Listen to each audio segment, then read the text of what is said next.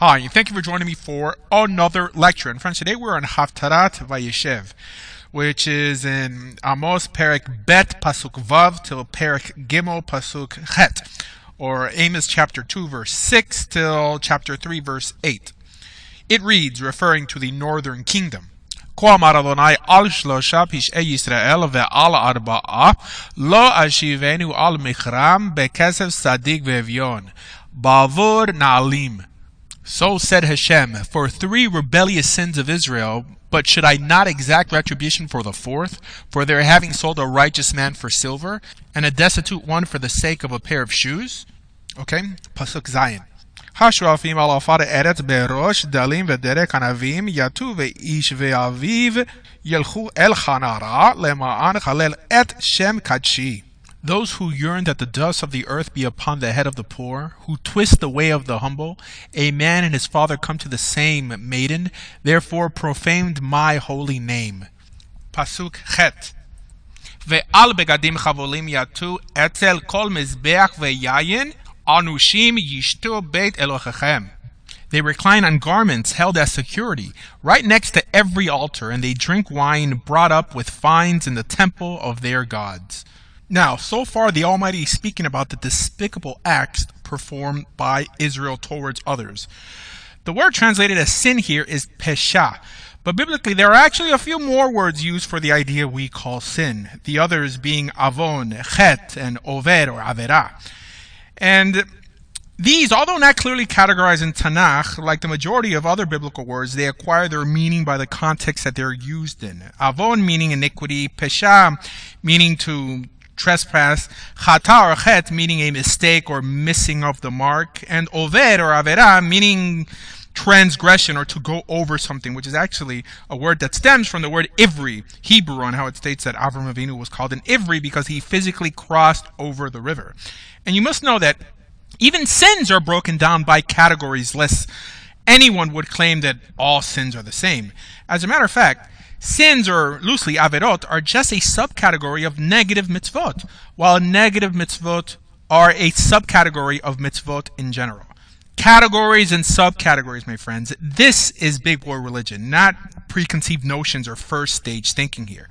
And yet another category of averot, or sins, at least from a practitioner level, is the notion of intent, the basis on whether the sin is done on purpose or by mistake. If it was done bemazed or beshogeg, which is how the Torah determines what sacrifice needed to be brought. For example, a blood sacrifice was never brought for an intentional sin, with that sole exception of swearing falsely. Let someone say that without the shedding of blood, there's no remission of sins. Well, not according to this Torah, my friends. And friends, one thing that many naysayers and judgmental individuals, both in the Orthodox and Christian world, have in common is their unfamiliarity with the internal dynamics of a mitzvah. And how in terms of breaking a mitzvah, how it's easier to condemn and regulate than to try to understand and possibly give a little breathing room to the everyday Torah keeper. On how being better safe than sorry is not always better, or how sometimes it's just a gateway to OCD religion, or on how the other extreme is also a trap. And how there is actually a silly group in the religious Jewish world that has standardized sin to such an extent that they have begun to teach that sin and even repentance, as it's viewed today, are Christian inventions. That in Judaism, all you have are laws, similar to a secular society's set of laws. And when you sin, all you do is violate that law. That's it. Nothing to feel convicted about. An idea that, although from a micro perspective is true, as an overview of the legal process, friends, on a deeper scale, it misses the ethical dismemberment that occurs on a macro scale, which is so eloquently being expressed in this haftarah here, which is the slow ethical dismemberment within a society that is the result of sin. In other words, we fail to ask the question, not just what is biblically accurate, but mainly what works. Works how?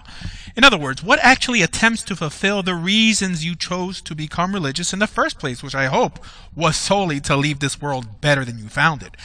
Actually, I would say that many have asked the question, what has kept Christians on the upper echelon of those who produce the most good in a society when the average Christian does not proclaim to keep Torah? Easy, friends. It is their overall hatred for sin that has made them so socially, ethically productive. In other words, for hating the result of breaking mitzvot, i.e. sin, this has forced them to avoid breaking the mitzvot that cause evil, a type of sin, to occur in the first place. Because you must know that not all sin is evil. And really, just like not all mitzvot are technically good. Because, at least from the outset, some mitzvot are just amoral. In other words, neither good nor bad. But they all, even though some may not either initially get you to produce good or evil, they all act as a bridge to one of the two. In other words, one has to already have, from the outset, a functioning moral compass if they're ever going to properly represent the emunah, our religion, and not attempt to acquire this after becoming religious. And it's this form of thinking that has made people either lawyers or strict clergymen. Right? The lawyer assumes that because something is legal, it must be ethical. And the clergyman assuming that because something is prohibited, it must be evil. We even see this in society, that most would not confuse running a red light equivalent to armed robbery. And this, friends, to quote Thomas Sowell, is the trap of first stage thinking. And I think that this portion of the lecture should be called the ultimate understanding or the dynamics of a mitzvah. Because honestly, friends, I know there is a trend nowadays to say that all mitzvot, all commandments are of equal value. But the fact is that, at least according to Torah itself, this is not the case. Not even in the slightest way. And it's really this ethical analysis of what a Jew must do in this world that has most religious Jews not doing much, at least from an ethical, social perspective. And friends, I think this reiterates something I said before in a previous lecture, that every ceremonial act, whether it's the keeping of Shabbat or donning tefillin or even the separating of shatnez, the separating between wool and linen, again, every ceremonial command, they're just there to guard and help us magnify the ethical ones. Because yes, there is at least a slight distinction made between the two in Torah. And in case someone tells you that there are no classes of mitzvot, tell them, or remind them of Hukim, Mishpatim, Edot, Mitzvot ben Adam lechavero, and Mitzvot ben Adam lemakom, or Mitzvot aseh, and Mitzvot lo taseh, Mitzvot deoraita, Mitzvot derabanan, Gezerot, Takanot, Minchagim. Now, yes, many of these classes mean the same thing. I'm just bringing them all down so you know that not all mitzvot or commands are to be understood as belonging to the same ethical class, group, or had the same level of importance attributed to them. Which is why the statement uttered by Christians that someone died to free us from our sin or from the law never really meant much to the average Jew, because the first question that we would have asked is, for what kind of mitzvah did he die for? What did he free us from? For example, is it okay to murder now, or are we just allowed to wear wool and linen? Now, out of respect to my Messianic listeners, I know this is not how they view their Bible, but this is just a generalization of non-Messianic Christians as a whole. And friends, you must also know that it is really just a midrash, a legend that teaches that there are only 613 mitzvot. Not a harmful midrash, but I always try to be very clear in my lectures so we don't embrace ideas without first knowing their source.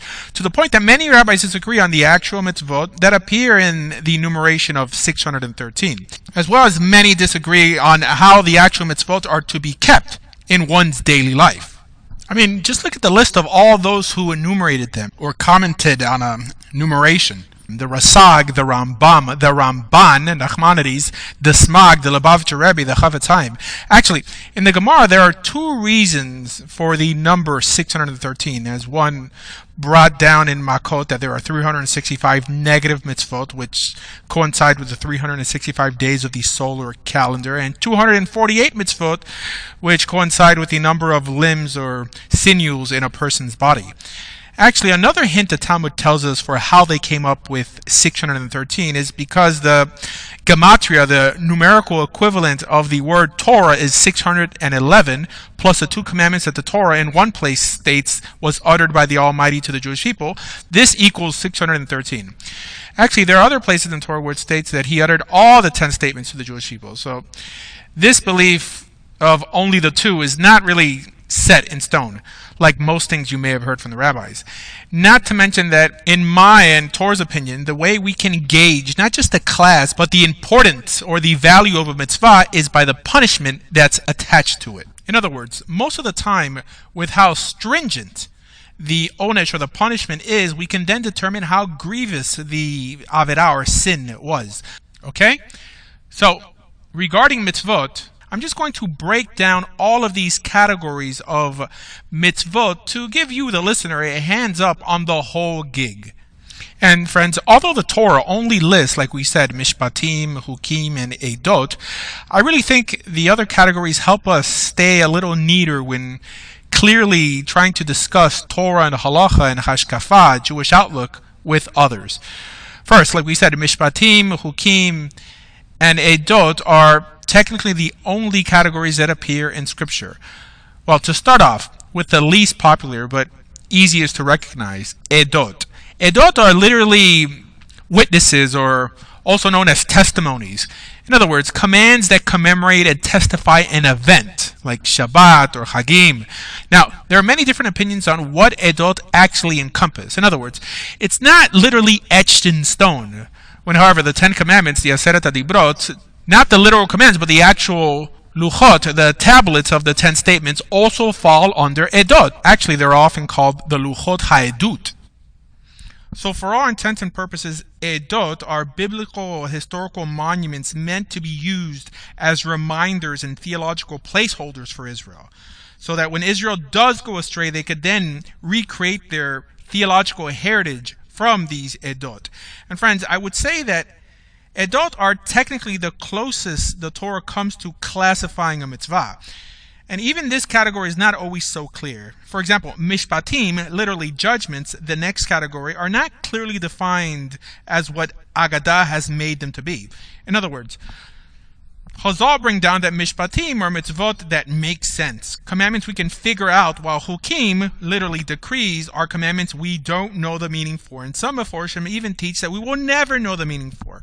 And honestly, acknowledging the fact that this only stems from Midrashim and Agadot and does not need to be taken seriously, the real question is, how did it creep into the Jewish vernacular to begin with? Look, I'm for classifying mitzvot for the sake of order also, more than the next guy, but when you attempt to define a category such as hukim as mitzvot that are not understandable, that we do not know the reason for, and like I said, that some teach that you will never know the reason for, you begin to develop a generation that is going to fail to attempt to teach this Torah from a rational, practical perspective. And many, because hukim and mishpatim were never clearly enumerated by Chazal, possibly even the majority of the Torah's mitzvot, they begin opening the door for the Jewish world to later on begin taking on practices that make no sense. Now, it is true that we have certain hukim, like the paraduma, that according to the Agadot, that even Shlomo HaMelech didn't know the reason why, teaching us that we shouldn't even bother trying to figure out because he knew it all, right? Well, to start off, it's only a myth that Shlomo HaMelech knew everything, because the text only states that he was gifted with a special wisdom to judge. Wisdom, chokhmah, not dat, not knowledge, stating that this doesn't really mean that he knew everything, like the Agadot state, that he would speak to the plants and to the reptiles. All this built off of nonsensical Agadot, which then states that he didn't know the reason for the paraduma, the red heifer. So that's the reason that we could never figure it out, or even try to. And worse, they don't just limit it to the red heifer, but they go as far as to include all hukim. And by the simple fact that Shlomo ended up going off the derech and letting his pagan wives convince him to worship idols, tells us that he really wasn't the wisest man who ever lived. But regardless, friends, this is one of the main Agadot quoted to prove that we should not waste our time trying to understand this category of commandments in the Torah. My gosh, friends, I tell you, Agadot have done more harm in Torah life than virtually any other notion out there. But there were many rabbis who did not buy this nonsense of not being able to understand the meaning of hukim, like the Rambam, whose Mor Nevuchim, the Guide for the Perplexed, was written to deal with the Tameh HaMitzvot, the reasons behind the commandments, hukim included. Now, I don't believe that if you don't understand a mitzvah, you shouldn't keep that mitzvah, but rather, on the merit of the mitzvot that you do understand, you should keep it. But to make a statement that you will never understand them, and which is why you should just exercise blind support, not just for the Torah, but even for the rabbis who claim that they are the only ones with the keys of discernment. My friends, this is what is nonsense. And friends, one thing we shouldn't forget to ask is, what does the Torah say about hukim? Does it have anything to say? Or does it actually tell us that we don't know and will never know their purpose? Friends, what if I told you that the Torah gives us a tremendous hint? What hint? Don't forget, my friends, Davar in Perek Daled Pasuk Vav, when it says, Ushmartem v'yasitem kichi hakmatchem uvinatchem le'enei hamim. Observe, therefore, and do them, for this is your wisdom and your understanding in the sight of the peoples.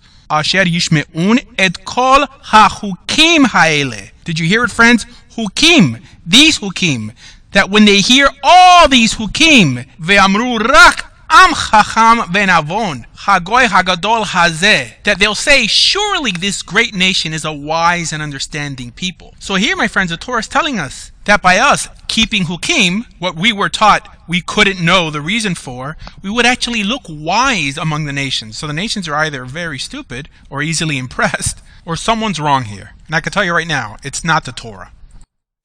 And the more mysterious we make the Torah, the more charlatans come out of the woodwork claiming that only they can explain things. And this is how cults are born. But anyways, the next category is what's known as Mitzvot ben Adam lechavero, commands between man and his fellow man, and Mitzvot ben Adam lemakom, commands between man and God. Now, these are pretty much self-explanatory, right? Caring for the widow would be a command between man and man, and keeping Shavuot would be a command between man and God. And yes, these two categories, at least in title only, are rabbinic. Although by the 10 commandments, or literally the 10 statements, we see that these are evenly set up by this standard we just mentioned, right? The first half representing God's relationship with humanity, and the second half representing man's relationship to his fellow man. Now, the fifth commandment of Kivud Avayim, of honoring one's parents, could be the tiebreaker, but many have actually explained this mitzvah as one directed more towards obeying the Almighty than actually one dealing with his fellow man, because as it states that the Almighty himself will reward the one who keeps it with long life. Now, we then have rabbinic mitzvot. Now, for a mitzvah to have the status as a rabbinic mitzvah, they would have to have been developed by the court, also known as a Sanhedrin. Again, a court that derived its authority from Torah itself, Parashat Shoftim, and many other parashiot. And this will bring us to the world of halachot. And in case some are wondering, why didn't I mention what's known as halachot leMoshe miSinai, commandments that supposedly were given directly to Moses, and not developed by the court? It's because this idea of what is a halacha leMoshe miSinai is really agarata in itself. In other words, by someone classifying something halacha leMoshe miSinai, or just classifying it a ruling derived by the Sanhedrin, it wouldn't make it any less or more obligatory to keep.